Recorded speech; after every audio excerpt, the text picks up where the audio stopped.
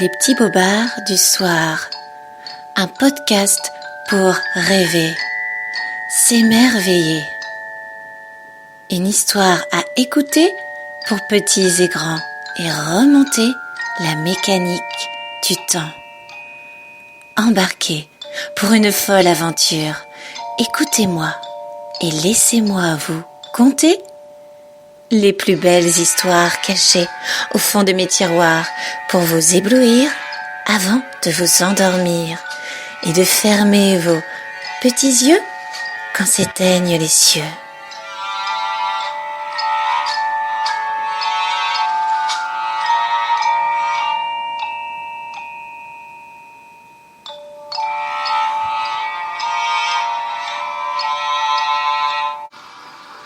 Elliot et le voyage sur la Lune. Elliot était un petit garçon qui avait les pieds sur terre mais le cœur en l'air. Il avait un rêve depuis qu'il était tout petit, c'était de partir à l'aventure pour explorer la Lune. Non pas pour poser un pied sur celle-ci comme tout explorateur digne de ce nom, mais pour s'y promener, à son aise, et la découvrir de fond en comble. Elle l'intriguait tant, la gardienne de notre planète Terre, comme il l'aimait l'appeler. Car Elliot était persuadé que de drôles de petits bonhommes habitaient sur la Lune, qui auraient pour nom les lunetons. Cela le rassurait d'imaginer et de rêver à cet univers merveilleux, quand son petit cœur frileux avait besoin de se réchauffer après un terrible cauchemar. Il faut savoir que ce petit garçon, même s'il était très courageux, avait très peur du noir et n'aimait pas les histoires qui parlent de sorcières au nez crochu, bourrées de verrues, ni celles avec des monstres poilus, touffus et ventrus. Ah ça non, lui ce qu'il aimait par-dessus tout, c'était les histoires qui démarrent bien et se terminent bien, qui lui permettaient de s'évader, de voyager loin, si loin qu'il quittait terre. Des histoires magiques, des histoires féeriques. Et presque toutes les nuits, Elliot faisait un rêve effroyable qui le saisissait d'horreur et faisait frissonner son petit cœur de peur. Et un soir comme tant d'autres, après avoir compté les croissants de lune, pour tenter en vain de rejoindre le pays imaginaire des songes enchantés, car voyez-vous, Elliot ne comptait pas les moutons avant de s'endormir, mais préférait compter des lunes. Et oui, il l'aimait tellement, elle le fascinait tant. Tard dans la nuit, il fut réveillé encore par un cauchemar, le cœur transi, tressaillant d'effroi.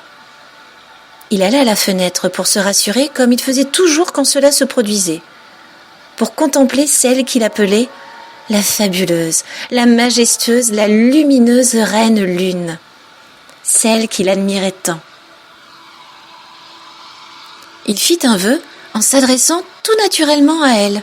« Ô lune, ma reine, splendeur des cieux, j'aimerais tant pouvoir aller à ta rencontre, découvrir tes habitants et voir ce pays magique, pour de vrai, que j'imagine depuis si longtemps.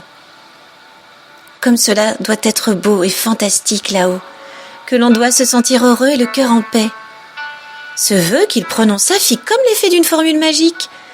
Et à ce moment précis, la lune avait entendu sa demande et souhaitait exaucer son vœu, qui lui avait adressé telle une prière. Après avoir parlé à celle qu'il adorait tant, il retourna se coucher et plongea à nouveau dans le sommeil. Et soudain, dans la chambre, se mit à scintiller, resplendir une infinie clarté, une vive lumière si enveloppante, c'était comme s'il pleuvait de la poudre d'or dans toute la pièce. Il finit alors par ouvrir les yeux et vit apparaître devant lui au pied du lit 2 étonnants petits personnages qui avaient l'allure de lutins. Il pensa rêver à ce moment précis, se pinça pour voir. « Aïe !» dit-il, « non, je ne rêve pas. » Ces 2 petits bonhommes venus lui rendre visite, vous l'aurez deviné, chers petits amis, étaient des habitants de l'incroyable reine lune. Elle les avait envoyés sur terre pour venir le chercher et l'emmener avec eux pour partir à sa rencontre. Alors, ils lui firent signe de s'approcher et l'invitèrent à les suivre, mais pour embarquer à destination de la Lune. L'un des 2 lui dit « Il faut que tu répètes tour à tour ces 3 phrases magiques, lentement, sans te tromper bien évidemment. » Alors, Elliot commença.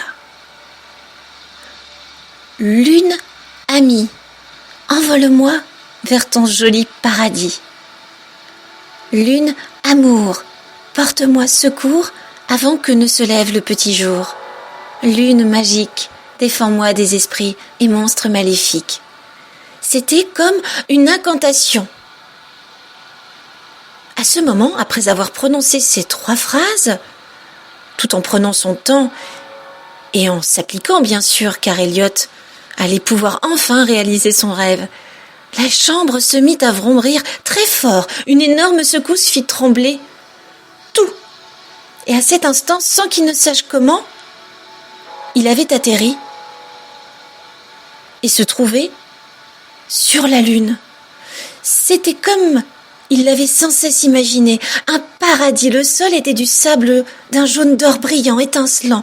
L'air était si doux, il faisait si bon vivre là-haut. Il entendit une voix très claire, limpide, aussi belle que le bruit d'une fraîche et pure cascade. C'était la voix de la lune. Elle lui dit « Elliot, je connais ton histoire et ta peur du noir, mais cela est fini. Tu n'auras désormais plus d'ennui avec les vilains monstres, les sorcières à la langue de vipère, car je vais t'offrir un précieux souvenir qui fera fuir tous ces vilains cauchemars qui finiront bel et bien au placard. Tu vas emporter avec toi un petit morceau de moi que tu garderas et déposeras sous ton oreiller au moment de te coucher. Comme un porte-bonheur, il chassera tes peurs et tu feras à nouveau de beaux rêves sans trêve, pendant que moi, tout là-haut, je veillerai sur ton sommeil. » Elliot s'adressa tout ému et heureux à la fois à la lune en disant « Mais comment puis-je faire alors pour ramener un petit bout de toi chez moi ?» Alors elle lui dit « Il te suffit de t'accroupir et de ramasser un petit bout de ma terre. » C'est ce qu'il fit. Il le mit dans sa poche, tout au fond pour être sûr de ne pas le perdre. Il la remercia de tout son cœur. La lune dit « Tu peux partir serein maintenant, tu pourras dormir tranquille et espérer enfin de joyeux matins dorénavant. » Il y eut un grand éclair, suivi d'un puissant tremblement, et la lune, les petits personnages, avaient disparu. Elliot était à nouveau allongé dans son lit et dormait paisiblement. Et depuis ce jour, il ne fit plus jamais aucun mauvais rêve. Était-ce le fruit de son imagination, une illusion, ou cela avait-il réellement existé ? Nous ne le saurons pas en vérité, mais lui seul le sait. Car le lendemain matin, il sentit comme une petite pierre dure sous son oreiller. En se réveillant, il avait dormi comme un bébé et fait un songe des plus charmants. Il retira ce qui le gênait pour voir, et il fut ébahi de découvrir au creux de son lit comme un petit bout de... Mais oui, c'était bien un petit morceau de lune. Elle ne l'avait donc pas du tout oublié. Sa meilleure amie. Et veillerait pour 1000 pleines lunes sur notre petit Elliot, ce héros.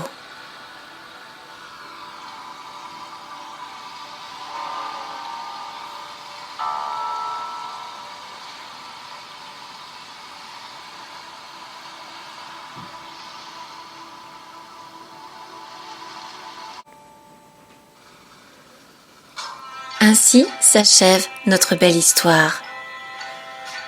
Il est temps pour nous de nous quitter et pour vous, chers petits amis, de fermer vos petits yeux afin de rejoindre le monde merveilleux et enchanté des contes de fées. Je vous dis à bientôt pour un nouvel épisode des petits popards du soir.